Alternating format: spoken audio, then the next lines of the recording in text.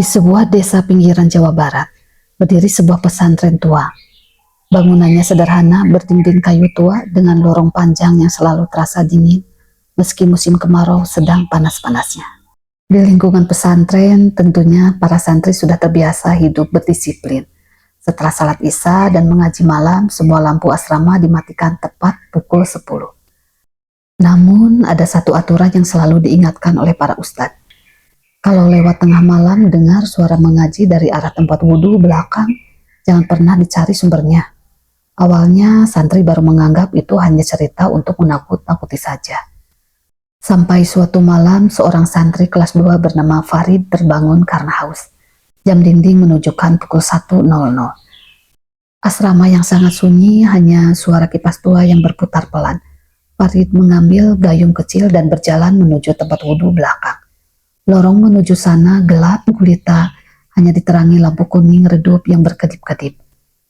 Lalu terdengar suara samar suara itu, lantunan ayat Al-Quran, pelan, merdu tapi aneh.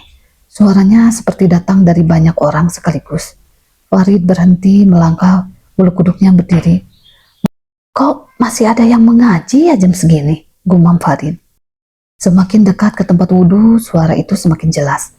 Air keran menetes pelan, angin malam berhembus dingin menusuk kulit. Farid mengintip dari balik tembok. Kosong, tidak ada siapapun. Namun suara mengaji masih terdengar. Ini tepat di telinganya.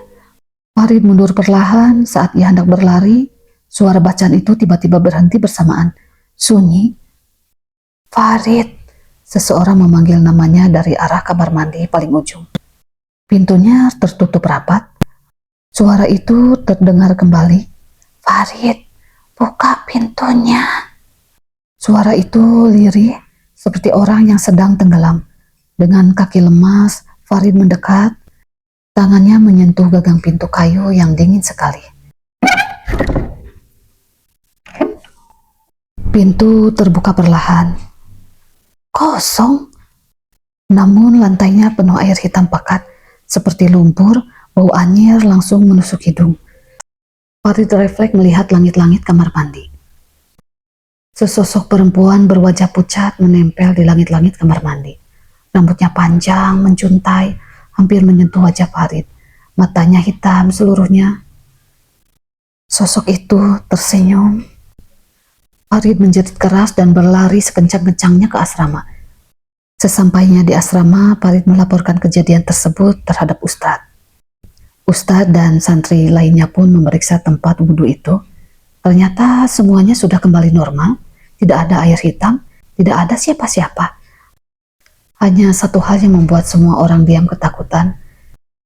Di tempat Farid berdiri terdapat bekas telapak tangan basah di plafon kamar mandi. Sejak malam itu, Farid sering melamun, kadang ia terbangun sebelum subuh, lalu berjalan sendiri menuju tempat wudhu belakang.